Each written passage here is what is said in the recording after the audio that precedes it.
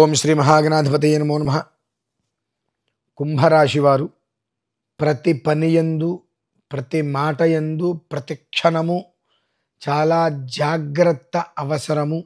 అజాగ్రత్తగా ఉన్న, అస్థిమితంగా ఉన్న, అనాలోచనతో ఉన్న, దూరాలోచన లేకుండా దురాలోచనతో ఉన్న, ఏమాత్రం ధర్మానికి విరుద్ధంగా పని చేసినా, ప్రయత్నం చేసినా చాలా గట్టి దెబ్బ తగిలేటువంటి అవకాశం ఇప్పుడు ఉన్నది.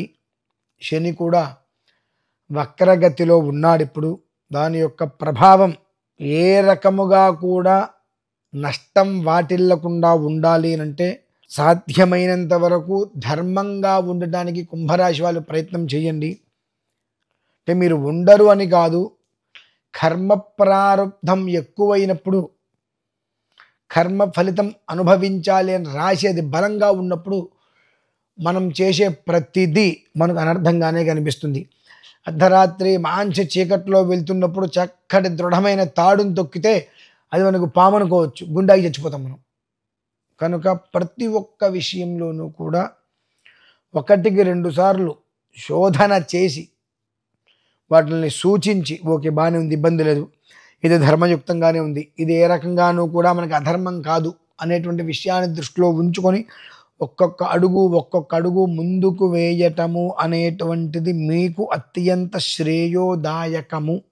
కాదు నాకు తెలుసు, నువ్వు చెప్పక్కర్లేదు, నాకంతా విధానం ఐడియా ఉంది, నేను ఎంతకన్నా మహాకోపిష్టివాడిని, అంతకన్నా గొప్పవాడిని, అంతకన్నా ఏదైనా చేస్తాను, ఏమి చివరాఖరికి ఏది మనల్ని కాపాడలేదు. మీ యొక్క ధర్మం అనేటువంటిది మాత్రమే మిమ్మల్ని కాపాడుతుంది. కుంభరాశి వారికి సంబంధం లేని దాంట్లో వేలు పెట్టి, ఆ తర్వాత చెయ్యి పెట్టి, ఆ తర్వాత కాలు పెట్టి, తలకాయ పెట్టి మనిషి అవతలికి వెళ్ళి ఇక అక్కడి నుంచి రాలేక, బయటికి లాక్కోలేక, పీక్కోలేక చాలా అంటే చాలా తలనొప్పులు పడేటువంటి స్థితి బాగా ఎక్కువగా కనిపిస్తున్నది. వేలు పెట్టడం ఎందుకు, ఇరుక్కోనేదా చేసుకోవడం దేనికి? బంగారు పుట్టలో వేలు పెడితే కొట్టనా అంటుంది చీమ. కానీ అది మిమ్మల్ని ఒక రకమైనటువంటి చెడు ఆకర్షిస్తూ ఉంటుంది. నువ్వు రా అని ఆకర్షిస్తూ ఉంటుంది.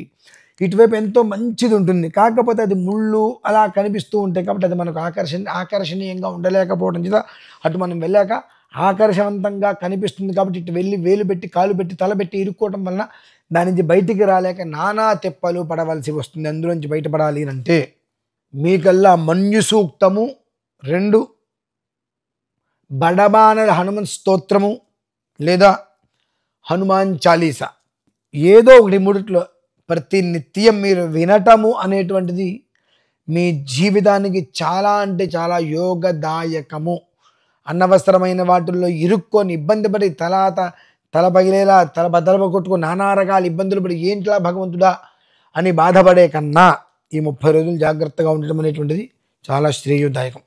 ఓం శ్రీ మహాగణాధిపతయే నమః. స్వస్తి.